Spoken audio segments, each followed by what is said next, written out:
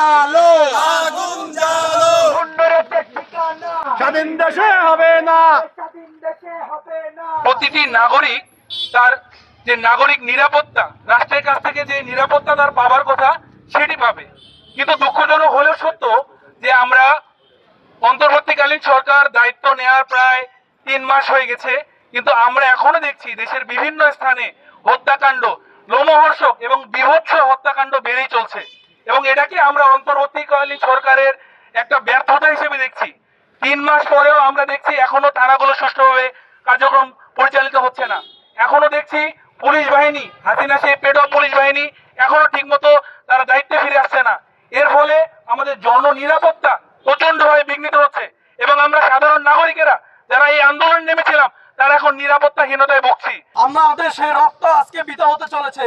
আপনারা জানেন স্বৈরাচারের দোসররা এখনো বিভিন্ন জায়গায় বসে আছে। তাদের কারণে আমরা আজকে রাষ্ট্রে আমরা নিরাপত্তাহীনতায় ভুগছি।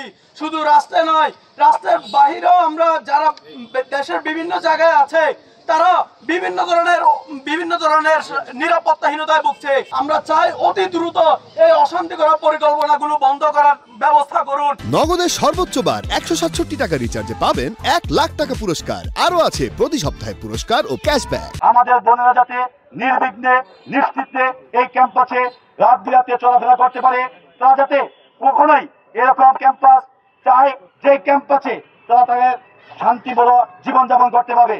আরেকটি বিষয় বলতে চাই, মাদকের সিন্ডিকেট কিন্তু এই ক্যাম্পাস থেকে এখনো দূর হয়নি। আমরা বিশ্ববিদ্যালয় প্রশাসনের কাছে বিগত দিনে দাবি জানিয়ে এসেছিলাম, হলগুলোতে কিন্তু মাদক সিন্ডিকেট এখনো চলতেছে। বিভিন্ন শিক্ষার্থীরা এই মাদক সিন্ডিকেটের সাথে জড়িত আছে। অতি দ্রুত প্রশাসনের কাছে দাবি জানাবো, আপনারা মাদকের বিরুদ্ধে 0 টলারেন্স ঘোষণা করেন।